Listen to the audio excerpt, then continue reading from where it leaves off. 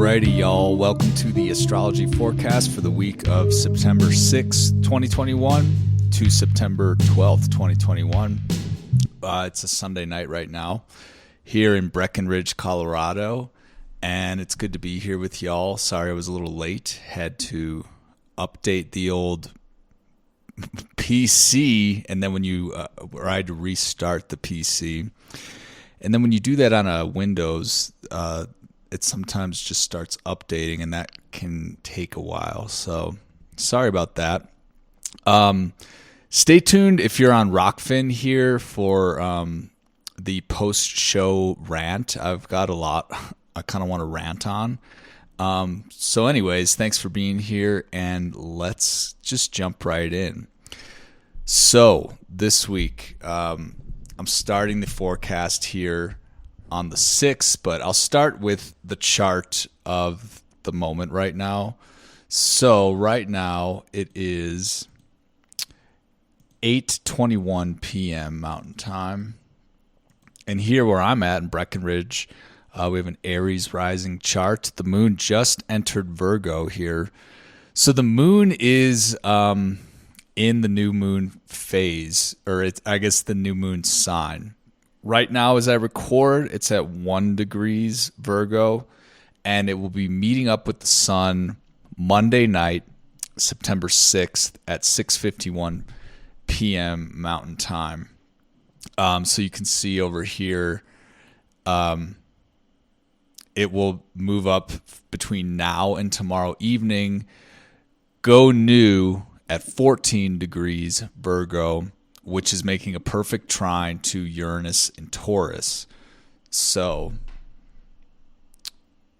I'm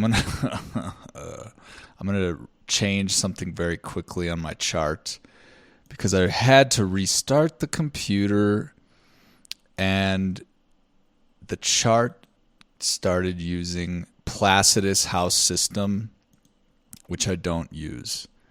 So I'm just going to adjust that to whole signs. Whole sign houses, for those of you that don't know, is what the ancient astrologers used. Placidus is more of a chart style that was popular kind of in modern astrology, but it was developed in the Middle Ages during like the medieval period.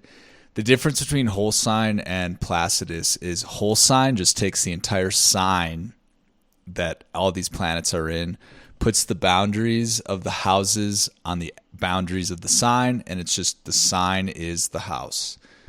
To me, it's just kind of more well organized. If you have Placidus, the ascendant here, which on this chart is at 5 degrees Aries, would be the cusp between the 12th and the 1st house. And then basically the midheaven up there would be the cusp between the 9th and the 10th house. And then the descendant at 5 degrees Libra would be the cusp between the 6th and the 7th house. And then everything in between is kind of, and also the nadir down there, which isn't listed on this chart. So basically, like, as those points shift, the Placidus system keeps the houses organized by that. And with that, you could have one house that has 2 signs in it. So for my like OCD brain, that kind of isn't my favorite. So here I just updated it to whole sign houses for y'all. So Monday, the 6th, is definitely going to be a more active day. It's a more significant day, I would say. It's the day of the new moon that we've been talking about. But we have these other aspects going on. A nice trine between Venus and Jupiter, and then a trine between Mars and Pluto, both kicking off early in the morning. So with those kicking off early in the morning, that, you know, Venus, Jupiter are the 2 benefic planets, so that's definitely a good thing for relationships. Pluto is coming, like Venus over the weekend trined Pluto, and on the 6th in the morning, it's still basically trining Pluto because Venus is at 24, Pluto's at 24, and Jupiter's at 24 in Aquarius. I guess the actual trine happens at 25. So Jupiter and Pluto are not really making a traditional aspect to each other. They're just right next to each other. But Venus is in that sweet spot where she just squared Pluto at 24, and then right after that goes into a nice trine with Jupiter. So on Saturday, Venus square Pluto. Pluto is raw libido in a way. It's like it's the internal, deep subconscious realms.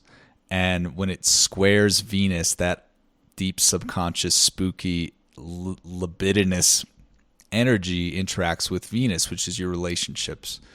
So Sunday today might have had like some, I don't know, relationship, sexual frustration, or just intense, raw clash between like the relationship stuff and the Pluto stuff, which is death and rebirth. It's really intense. But then right after that, on Monday morning, we get the nice trine between the two good planets, the two benefic planets. At this point, anytime that the sun has set, after the sun has set, you do see Venus. So I can actually kind of animate it as we go later into the day. So these days, here when I'm animating the chart, you can see the sun up here is going from like the left side of the wheel to the right. This point down here between the 6th and 7th house is the horizon point, or the descendant here. So as the sun makes its way closer to that here right at 7:15 p.m., that'll be a little after the new moon. Once the sun goes below the descendant right there, Venus and Mercury are right on the horizon. And it's kind of hard to see Mercury, at least where I live, because there's mountains there. But Venus is an evening star, and then right as Venus is setting, you can always see Jupiter and Saturn rising in the east. So up here, Jupiter and Saturn up there. So just from like a basic stargazing perspective, in the evenings, pay attention to Venus and eventually Mercury setting, and then you'll see like Venus is the bright evening star, and then you'll see Saturn and Jupiter rising. Saturn is always the more dim star, and Jupiter is the more bright star, and they're always kind of the same distance away from each other every evening. And then if you're up late, like I've been, you'll see them go across the sky. That's just a little side note. But let's go to the actual moment of this new moon in Virgo season 2021. So it's happening at 6:51 p.m. So I'm going to animate the chart here up to 6:51 Mountain Time, and where I'm at, it's Breckenridge, Colorado. So as you can see, it's occurring at 14 degrees Virgo. They're about 10. They are 10 degrees away from Mars. So Mars is co-present in Virgo with them. We still are working with Mars in Virgo, and the sun and the moon come together at that point at 14. The only aspect it's really making to any other planet is Uranus. So it's an Earth trine at 14 degrees Virgo, where both the sun and the moon are at 6:51 p.m. Mountain Time, Monday the 6th. That 14 degrees of Virgo trines with 14 degrees of Taurus. And so with the 14 degrees of Taurus, Uranus is right there. So this is a Uranian Virgo new moon. What does that mean? It means things get shaken up. Look at the house in your chart that Virgo falls in. In my case, it's the 11th house. So the 11th house for me is friends, relationships, or not even relationships. It's neighbors, social networks, community. So for me, that trine to Uranus with the new moon being right there is going to, in maybe a pleasant way or hopefully a productive way, shake up the community stuff that applies to my 11th house. So all of that is happening during this new moon. So think about the symbolism of Virgo. Think about, Virgo is the harvest season. It's it's a mutable earth sign ruled by Mercury. It is data heavy. It's about organization. It's about getting your life together. And it's about service too. Virgos are all about service. So in my case, with Virgo being my 11th house, I'm thinking, how can I serve my community? And how can I use Uranus to do something kind of radical with my relationships of people in my community, or my role in community, my social networks, my friends, stuff like that. So that's happening at 14 Virgo Monday evening. As you can see, the moon officially trines Uranus at 6:54, 3 minutes after, and then the sun officially trines Uranus at 7:28 p.m. So Monday's definitely a highlighted day. Like I said, look at your chart, look what your rising sign is, and look at what's sign Virgo falls in your chart, especially at 14 degrees. If you have any planets at 14 degrees of the earth signs or of the mutable signs, so the earth signs are Virgo, Taurus, and Capricorn, those would trine this new moon. And then all the mutable signs are Virgo, Sagittarius, Pisces, and Gemini. Anything in those areas will either oppose or square this new moon. So keep that in mind.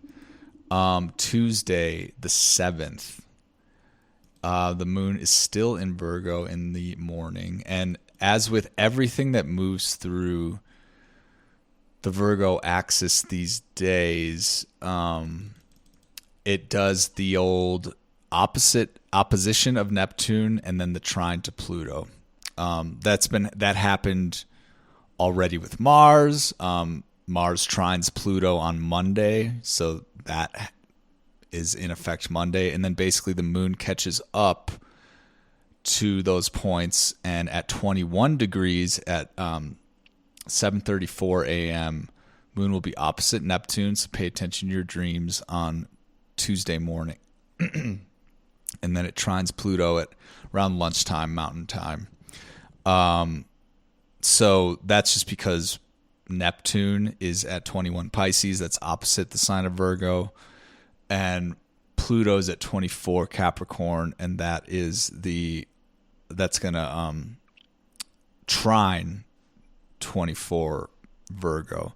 So the moon does that in the morning into lunchtime on Tuesday, and then it conjoins Mars at 1:23 p.m. and then at 9:20 p.m. it finally enters Libra. So again, I'll look at for the visual aspect. Tuesday, you probably can't see the crescent moon at this point. It's probably going to be Wednesday that you'll be able to see the crescent moon. And as we can see on the chart here, Tuesday, early, right at 9:20 p.m. when the moon leaves the new moon sign of Virgo and enters Libra, it's growing in light at this point, and it's getting closer to Mercury and Venus, who are hanging out in Libra. Another thing that occurs on Tuesday is Mercury, planet of communication, which is in Libra, is entering its retrograde shadow. So that basically means Mercury, where did I put my ephemeris? So Mercury's going retrograde in Libra, and that is officially happening on September 27th is when Mercury stations. So late September, Mercury will station and that's happening. My view, I have to like hold this book up. Mercury's stationing retrograde at 25 Virgo, and then it goes backwards until it gets to 10 Virgo. Or Libra, sorry. Let me say that again. Mercury goes retrograde at 25 degrees Libra on September 27th, goes retrograde and stations direct on October 17th at 10 degrees Libra. So Tuesday, here I have it at Wednesday, but Tuesday, when Mercury gets to that 10-degree point of Libra, that's going to be the point that it stations direct in October. So between now and the 27th, Mercury is in its shadow of retrograde. So this is the zone from 10 degrees to 27 degrees of Libra that Mercury is going forwards and backwards and forwards again. And what is this bullshit? Sorry, my my PC is real funky, but looks like the stream is still working at least, so we got that. So yeah, the Mercury enters retrograde shadow on Tuesday, so pay attention to the Mercury retrograde ailments and stuff like that, and just know this is like the longer journey of Mercury. So Wednesday the 7th, like I said, that's at 9:20 or Tuesday the 7th. I'm already feeling the Mercury retrograde today, guys. Tuesday the 7th, at 9:20 p.m. is when Mercury enters Libra, or when the moon enters Libra. I'm sorry. Let's just start talking about Wednesday because I can't talk today. So Wednesday the 8th, the moon is in Libra. It trines Saturn in the morning and then trines the node even earlier in the morning.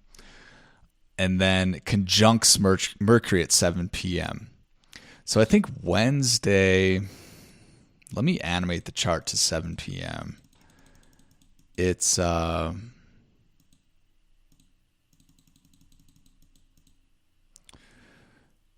so that'll be at 12 degrees Libra.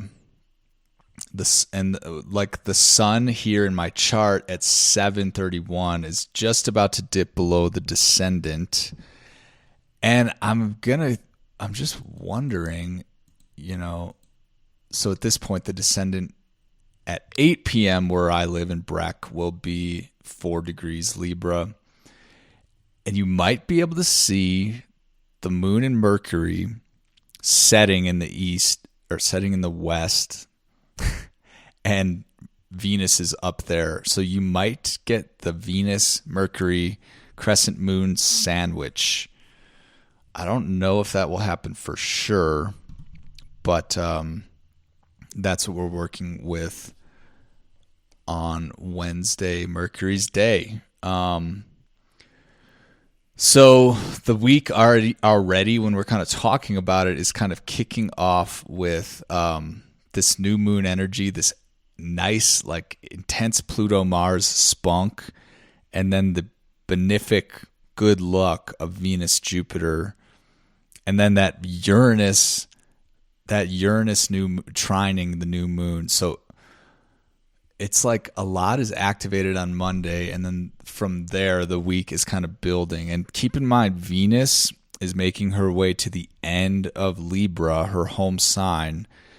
And then on Saturday, 9/11, we don't have Venus in Libra, her home sign, anymore. So let's keep animating these things. Thursday the 9th. So Thursday the 9th, the moon conjuncts Venus later in the evening, trines Jupiter earlier in the afternoon, and technically squares Pluto in the afternoon too. So let's look at that. So 3:02 p.m. on Jupiter's day, Thursday. 3:02 p.m. That's not for a while. So 24 degrees Libra makes the air trine with 24 degrees Jupiter. That's going down, like I said, at 3 p.m. So that's kind of like right in the hour of Jupiter, maybe if you're lucky. So Thursday is definitely kind of like a good luck day because Venus is interacting with Jupiter in the afternoon, and then Venus at 10:47 p.m. Mountain Time. So we had the Jupiter-Venus interaction in the beginning of the week, and then we get it again on Thursday, Thor's Day, to celebrate more good stuff. So Thursday looks like another good day, and again, around sunset Thursday, you'll get the nice Mercury, crescent moon, Venus. You'll definitely see the crescent moon Thursday because I know you can see Venus in the evening. And I just don't know where I live. There's mountains in the western horizon, so I always see Venus, but I don't always. I haven't seen Mercury yet, but I guess Mercury is starting to slow down because Mercury is in its retrograde shadow at this point. So keep an eye on that for Thursday, and imagine Thursday as being kind of a positive day. Friday the 10th.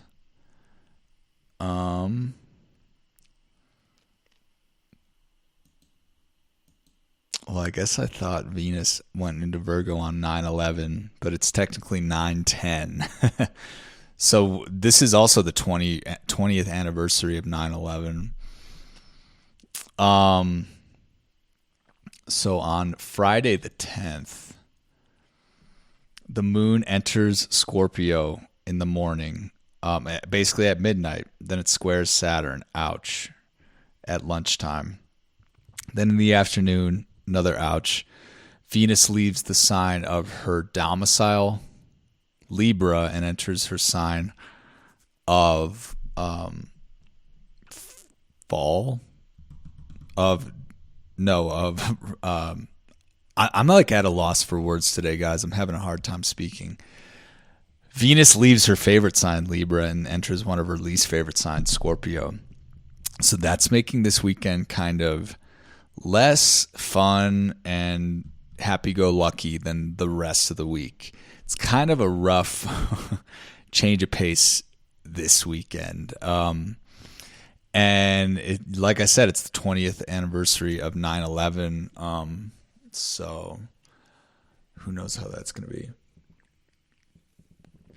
I've only had one beer this evening. Last time I recorded, I was like drinking. And that's because I've been playing a lot of music, and with shows come open bar, and with open bar and late nights and the need to record astrology forecasts. I recorded that one last week, a little buzzed. And tonight I'm drinking a Breckenridge Brewery beer, which they gave me as a little. This is not the official sponsor of the show.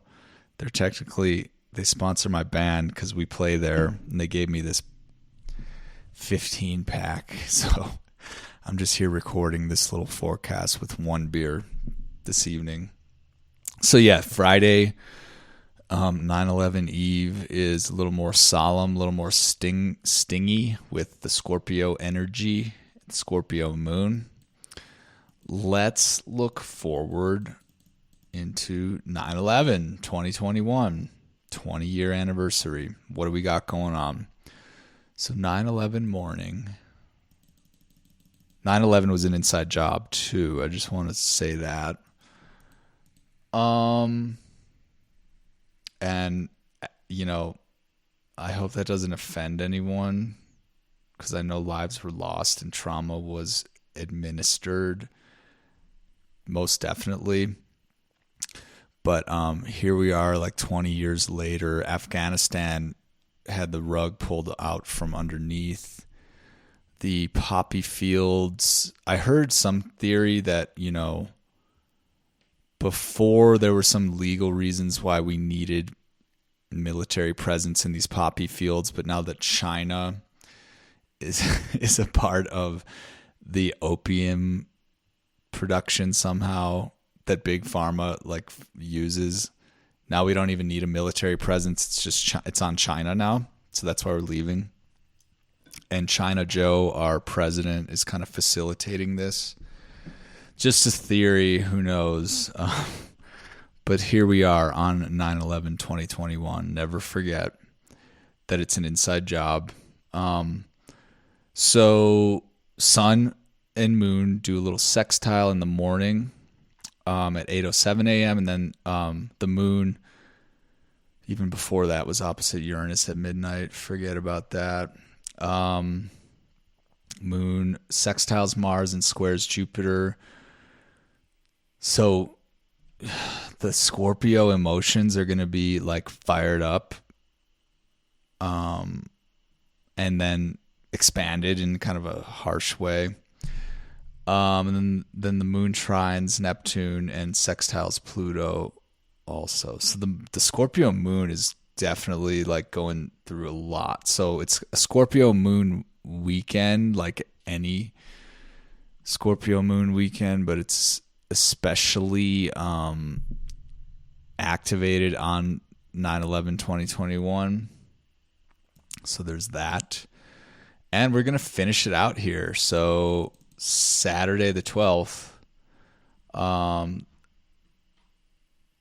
moon enters Sagittarius early in the morning. So Sunday will be like, oh, thank God it's over. Thank God the 20-year anniversary is over. And then it sextiles Saturn in the afternoon, which, you know, moon sextile Saturn. It's kind of like your emotions maybe get a little bit more fixed, let's say. That's about it. That is this week. So what is this week? The beginning of the week, very kind of like, this is a good week, I would say. There's a lot of benefic energy with Venus and Mars, and the new moon in Virgo with that jolt of electricity from Uranus. That's good. And, you know, think of things you can be productive with. Think of commitments you can make. Think of seeds you can plant for this new moon on Monday. Then kind of ride it out with the nice moon. You know, when the moon's in Libra after that, it's pretty nice. You know, it interacts with Mercury and Venus and then trines Jupiter. It's pretty nice. And then we have this angsty, uncomfortable feeling Scorpio moon weekend for the 9/11 anniversary. And then Sunday, the moon in Sagittarius gives you a little bit more of that bubbly and optimistic emotional energy. So that does it for this live stream forecast, guys. Thanks for being here. I'm going to keep going on to Rockfin for the extended part. If you want to join Rockfin to see this extended part, to see the live stream with video, or to just see all the premium content I post, plus all the other premium content that I post, or that other Rockfin creators post, go to rockfin.com/creator/Cosmic Keys podcast to do that. And we're going to cross on over to the other side. So see you there, and then I'll talk to you all at the next interview.